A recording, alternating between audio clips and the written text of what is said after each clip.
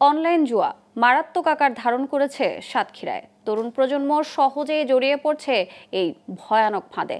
একসময় এই খেলা শহরে থাকলেও স্মার্টফোনের মাধ্যমে এখন গ্রামাঞ্চলেও ছড়িয়ে পড়েছে। প্রতিদিন নতুন নতুন নামে জুয়ার সাইট আসছে অনলাইন দুনিয়ায়। দেশে তরুণ জনশক্তিকে সম্পদে পরিণত করতে চাইলে সব ধরনের অনলাইন জুয়া বন্ধ করা জরুরি বলে মনে করছে সমাজের সচেতন মহল। সাতক্ষীরা থেকে রাহাত রাজার তথ্যচিত্রে ডেস্ক রিপোর্ট। সাতক্ষীরায় তরুণদের হাতে হাতে স্মার্ট মোবাইল সেটে ছড়িয়ে পড়েছে অনলাইন জুয়ার অ্যাপস। মাদকের মতো এই নেশাতেও জড়িয়ে পড়েছে যুব সমাজ। অনলাইন জুয়ার ফাঁদে পড়ে নিঃস্ব হচ্ছে স্কুল কলেজের শিক্ষার্থীরা। শ্রমজীবী অথবা চাকরিজীবী সবাই ফুটবল থেকে শুরু করে ক্রিকেট সবকিছুতেই ধরছেন অনলাইন বাজি।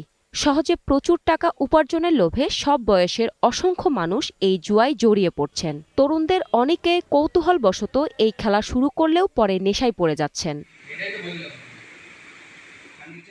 বিভিন্ন নামে ২০ থেকে ২৫টির মতো অ্যাপসে সবচেয়ে বেশি জুয়া খেলা হয়। এসব অ্যাপসে ১০ টাকা থেকে শুরু করে যে কোনো অঙ্কের টাকা দিয়ে জুয়া খেলা যায়। আর প্রতিদিনই নতুন নতুন নামে জুয়ার সাইট আসছে।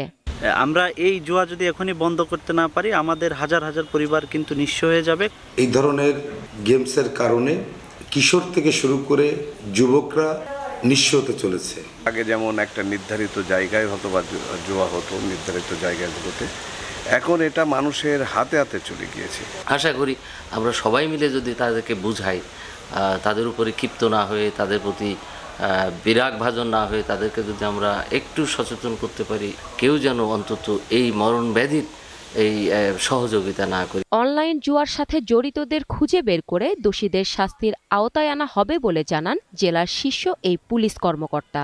আমরা প্রাথমিকভাবে ডাটাগুলো অলরেডি আমাদের হাতে এসেছে। আমরা স্পেশাল ড্রাইভ দিব অভিযানে, তাদেরকে আমরা হাতে নাতে ধরবো উইথ ইকুইপমেন্টগুলো পেলে, অর্থাৎ যে ডিভাইসগুলো তারা ইউজ করে সেটা আমরা যদি পরীক্ষা নিরীক্ষা করতে পারি, তাহলে সেখানে কোন প্ল্যাটফর্মে তারা এই জুয়াটা খেলছে এবং কি কি ধরনের ট্রানজ্যাকশন কোথায় কোথায় হচ্ছে, এগুলো আমাদের হাতে আসলে আমরা পরিপূর্ণভাবে তাদের বিরুদ্ধে আইনগত ব্যবস্থা নিতে পারবো। পুলিশের ঊর্ধ্বতন কর্তৃপক্ষ এবং সংশ্লিষ্ট সব সরকারি সংস্থার সক্রিয় হওয়ার পাশাপাশি সমাজের সচেতন মহল এখনই সোচ্চার না হলে সর্বনাশা অনলাইন জুয়া বন্ধ করা সম্ভব নয়, এমনটাই মনে করে সচেতন মহল। Global television news desk.